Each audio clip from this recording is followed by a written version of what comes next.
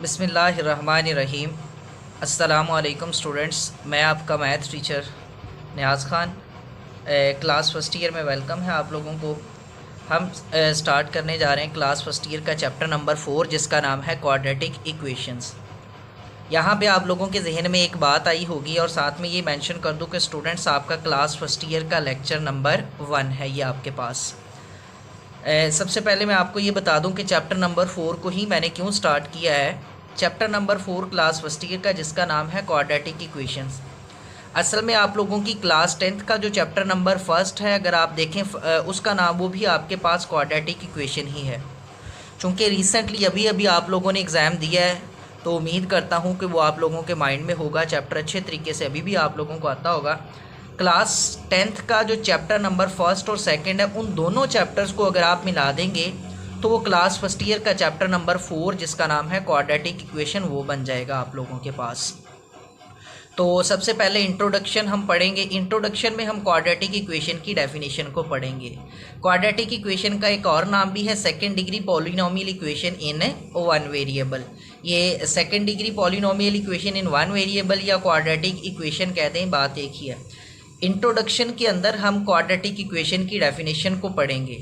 तो चलिए, quadratic equation की डेफिनेशन ये मैंने आपके सामने लिखी है, मैं समझा देता हूँ आप लोगों को। स्टूडेंट्स, कोई भी इक्वेशन सिंगल वेरिएबल x के अंदर जो कि इस फॉर्म के अंदर लिखी हो, a quadratic equation in a variable x that can be written in the form of ax² plus bx plus c is equal to 0।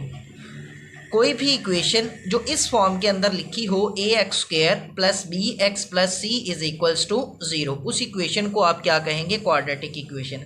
और साथ ही स्टूडेंट्स, a, b और c ये तीनों आपके पास रियल नंबर्स होने चाहिए। और एक और बात कि जो a है x² का कोएफिशिएंट, उसको 0 के इक्वल नहीं होना चाहिए। क्योंकि स्टूडेंट्स, अगर x² का कोएफिशिएंट a हमारे पास, इसको ज़रा मैं डार्क करके लिख लेता हूँ। कोई भी इक्वेशन जो ax² plus bx plus c is equal to 0 इस फॉर्म के अंदर लिखी हो, उस इक्वेशन को हम कहेंगे कि वो क्वाड्रेटिक इक्वेशन है।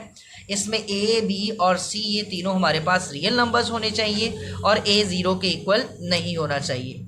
क्योंकि स्टूडेंट्स, अगर a हमारे पास 0 के इक्वल हो गया तो फर्स्ट टर्म के अंदर ज़रा गौर करें, अगर जब मैं 0 को x² से मल्टीप्लाई कर दूंगा तो उसे भी 0 कर देगा, यानी कि फर्स्ट टर्म फिर हमारे पास इलिमिनेट हो जाएगी और हमें मिलेगी equation bx plus c is equals to 0, जो कि हमारे पास क्वाड्रेटिक नहीं बल्कि लीनियर इक्वेशन है।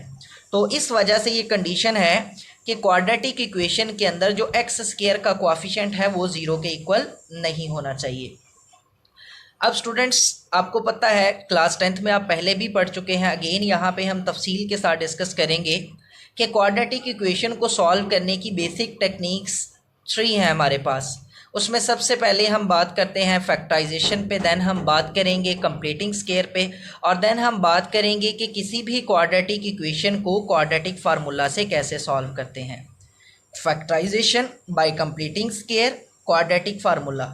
अगर आप स्टूडेंट्स गौर करें, यहाँ पे मैंने बेसिक टेक्निक्स लिखा हुआ है, नंबर ऑफ वेज नहीं लिखा। क्वाड्रेटिक इक्वेशन को सॉल्व करने के तरीके इससे अलावा भी हैं, लेकिन आप लोगों के सिलेबस में हम किसी भी क्वाड्रेटिक इक्वेशन को इन 3 बेसिक टेक्निक से सॉल्व करना सीखेंगे। जिसमें सबसे अब हम बात करने जा रहे हैं स्टूडेंट्स, एक्सरसाइज 4.1 से रिलेटेड जो थ्योरी है आपके पास, मतलब जिसमें डेफिनेशन वगैरह है, वो सिर्फ ये पैराग्राफ है जो मैंने आप लोगों को समझा दिया है कि quadratic equation in a variable x, variable x के अंदर कोई भी इक्वेशन जो इस फॉर्म के अंदर हो उसको आप क्वाड्रेटिक इक्वेशन कहेंगे। और a, b और c, where a is coefficient of x², b is coefficient of x and c is constant term, ये तीनों आपके पास रियल नंबर्स होने चाहिए और x² का कोएफिशिएंट a 0 के इक्वल नहीं होना चाहिए। ये एक एग्जांपल मैंने लिखी है क्वाड्रेटिक इक्वेशन की आपके सामने, x² plus x plus 5 is equal to 0, ये आपके पास एक क्वाड्रेटिक इक्वेशन है। ये भी मैंने एक क्वाड्रेटिक इक्वेशन की एग्जांपल लिखी है, 3x² माइनस x इक्वल 0। अब स्टूडेंट्स, हम स्टार्ट करने जा रहे हैं एक्सरसाइज 4.1 को। इसके फर्स्ट 8 प्रॉब्लम्स को हम सॉल्व करेंगे। इसके फर्स्ट 8 प्रॉब्लम्स हैं, इनको हम सॉल्व करेंगे फैक्टराइजेशन। आप लोगों ने जब भी लेक्चर को सुनना है तो आप लोगों ने बुक साथ खोल लेनी है। एक्सरसाइज 4.1 बुक आपने साथ तो स्टूडेंट्स मैं आपको बता रहा था कि ये एक्सरसाइज 4.1 के फर्स्ट 8 प्रॉब्लम्स है। इन सारे प्रॉब्लम्स को हम सॉल्व करेंगे फैक्टराइजेशन से। स्टूडेंट्स साथ साथ मैं आपको ये बता दूं कि फैक्टराइजेशन आपको हर सूरत आनी चाहिए, हर सूरत आप लोगों ने इस पर ग्रिप बनानी है। उसकी रीज़न आप देखेंगे कि जब मैं आप लोगों को 4.2 4.3 करवाऊंगा तो क्वेश्चन का स्टार्ट सिर्फ डिफरेंट होगा, आगे से जाके आपको फिर क्वाड्रेटिक इक्वेशन को ही सॉल्व करना होगा। तो बहुत ज़रूरी है कि आपको फैक्टराइजेशन बहुत ही अच्छे तरीके से आती हो। इंशाल्लाह मैं आपको बहुत अच्छे तरीके से डिलीवर करूंगा कि आप लोगों ने फैक्टराइजेशन किसी भी क्वाड्रेटिक इक्वेशन को फैक्टराइजेशन से कैसे सॉल्व करते हैं। फर्स्ट 8 प्रॉब्लम्स है जिसमें अब मैं आप लोगों के सामने सॉल्व करूंगा।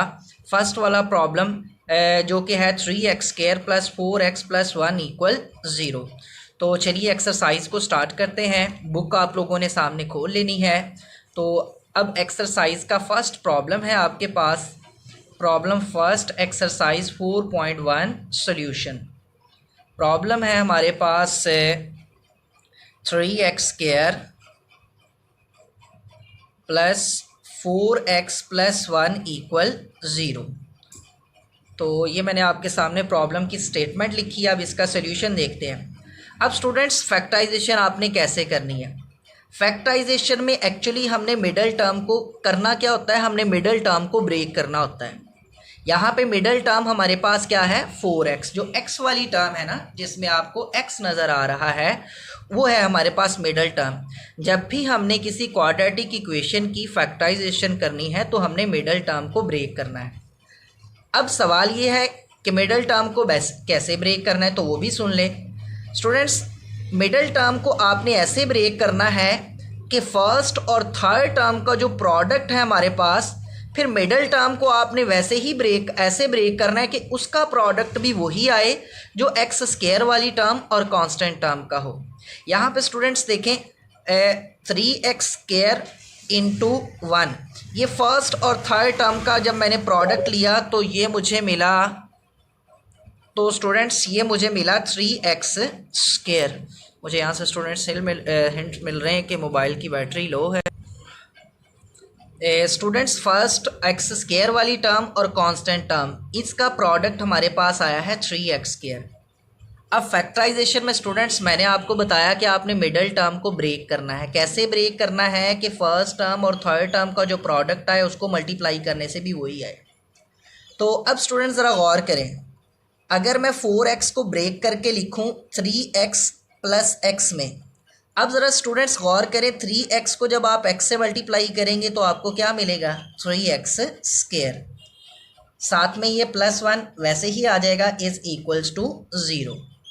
तो अब मिडल टर्म को ब्रेक करने के बाद आपने क्या करना है, फर्स्ट 2 टर्म्स में से भी कुछ कॉमन आ रहा होगा स्टूडेंट्स और थर्ड और फोर्थ टर्म में से भी कुछ कॉमन आ रहा होगा। तो उम्मीद करता हूँ स्टूडेंट्स इस बात की आपको समझ आ गई होगी कि फैक्टराइजेशन के अंदर आपने मिडल टर्म को ब्रेक करना है। ब्रेक आपने मिडल टर्म को ऐसे करना है कि सबसे पहले आपने रफ पे x² वाली टर्म और कांस्टेंट टर्म का प्रोडक्ट लिख लेना है। फिर मिडल टर्म को आपने ऐसे ब्रेक करना है कि ये वाला प्रोडक्ट आपको मिले।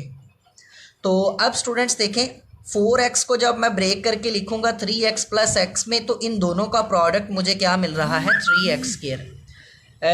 मिडल टर्म को ब्रेक करने के बाद अब स्टूडेंट्स आपने क्या करना है, फर्स्ट 2 टर्म्स में से कॉमन ले लेना है और थर्ड और फोर्थ टर्म में से।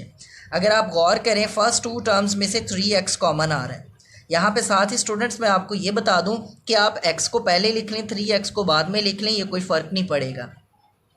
3x फर्स्ट 2 टर्म्स में से कॉमन लेंगे, यहाँ पे हमारे पास x आ जाएगा, यहाँ पे +1 आ जाएगा। अब स्टूडेंट्स ज़रा गौर करें थर्ड और फोर्थ टर्म में से हम क्या कॉमन लेंगे, यहाँ पे 1, बिकॉज अदर देन 1 यहाँ से कुछ भी कॉमन नहीं आ रहा हमारे पास, = 0 साथ वैसे ही आ जाएगा। अब स्टूडेंट्स अगर ये चीज़ आपको सेम मिल रही है तो इट मीन्स आपने मिडल टर्म को दुरुस्त ठीक से ब्रेक किया है। अब इन दोनों में से क्या काम आपने करना है फैक्टराइजेशन से सॉल्व करने के लिए, फर्स्ट ऑफ ऑल आपने मिडल टर्म को ब्रेक करना है। वो कैसे करना है मैंने आपको बता दिया। सेकंड काम आप लोगों ने क्या करना है, फर्स्ट 2 टर्म्स में से कॉमन ले लेना है और थर्ड और फोर्थ टर्म में से। उसके बाद ये ब्रैकेट आपको सेम मिलेगी, कॉमन लेने के बाद आपने इसको कॉमन ले लेना है। जब आप यहाँ से कॉमन ले लेंगे तो यहाँ पे आ जाएगा 3x + 1 = 0। अब स्टूडेंट्स यहाँ पे ज़रा गौर करिएगा, इन दो लीनियर एक्सप्रेशंस का प्रोडक्ट ज़ीरो के इक्वल कब होगा। अब इन दो लीनियर एक्सप्रेशंस का प्रोडक्ट स्टूडेंट्स ज़ीरो के इक्वल तब होगा जब इन दोनों में से कोई एक ज़ीरो के इक्वल होगा। बिकॉज अगर ये वाला लीनियर एक्सप्रेशन ज़ीरो के इक्वल होगा तो ये इससे मल्टीप्लाई होकर इसको ज़ीरो कर देगा, अगर ये ज़ीरो के इक्वल है तो ये इससे मल्टीप्लाई होकर इसे ज़ीरो कर देगा। तो आइदर अब इन दो एक्सप्रेशंस का प्रोडक्ट ज़ीरो के इक्वल कब होगा, आइदर x + 1 = 0 और 3x + 1 = 0। यहाँ से स्टूडेंट्स आपको x की वैल्यू -1 मिलेगी और यहाँ से आपको x की वैल्यू -1/3 मिलेगी। क्योंकि अगर हमें x चाहिए तो एक तरफ x रहने देंगे, बाकी सारा कुछ उठा के दूसरी तरफ ले जाएंगे।